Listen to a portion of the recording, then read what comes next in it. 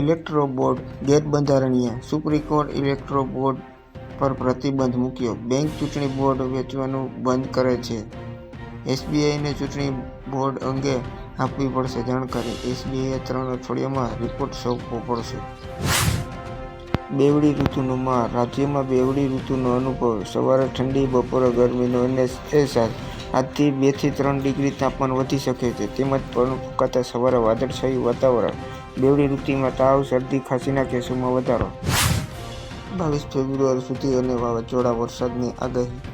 ભારતીય હવામાન વિભાગે ઉત્તર અને પશ્ચિમ ભારતના મોટા ભાગો માટે એક મહત્તમ હવામાન ચેતવણી જાહેર કરી.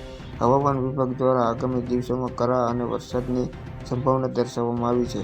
હિમાચલ પ્રદેશ, જમ્મુ કાશ્મીર અને રાજસ્થાન જેવા સમુદ્રમાં વરસાદ પડવાની સંભાવના. તેની અસર ગુજરાતમાં અને રાજ્યના કેટલાક વિસ્તારોમાં પણ થાય એવી શક્યતા છે. નરાધમની હેવાનિયત. સુરતમાં 6 મહિનાની બાળકી 7,000માં વેચી દેવાનો બનાવ. પરિણીતાને લગ્નની લાલચ આપી ભગાડી. 2 વર્ષ સુધી પરિણીતા સાથે સંબંધ રાખ્યા અને નરાધમે પરણીને તરછોડી બાળકનો સોદો કર્યો. મહિલાએ ગોળાદરા પોલીસમાં 2 સામે ફરિયાદ નોંધાવી.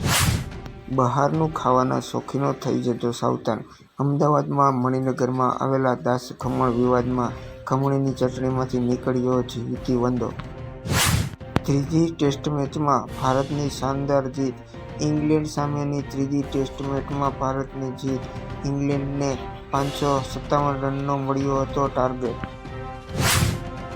ટાઇમ બોમ્બ બનાવવાના ઇમરાનની ધરપકડ. ટાઇમ બોમ્બ બનાવવાનો આદેશ માસ્ટર માઇન્ડ ઇમરાનની ધરપકડ. 2013ના મુઝફ્ફરનગરમાંથી રમણખાણો સાથે જોડાયેલા ધાર છે. જેપી નડ્ડાનો કાર્યકાળ લંબાવાયો. ભાજપના અધ્યક્ષ જેપી નડ્ડાનો કાર્યકાળ વધારાયો. જૂન 2024 સુધી રહેશે ભાજપના અધ્યક્ષ. જૈન મુનિ આચાર્ય વિદ્યાસાગર મહારાજે સીધી સમાધિ. પીએમ મોદીને વ્યક્ત કરી દુઃખની લાગણી.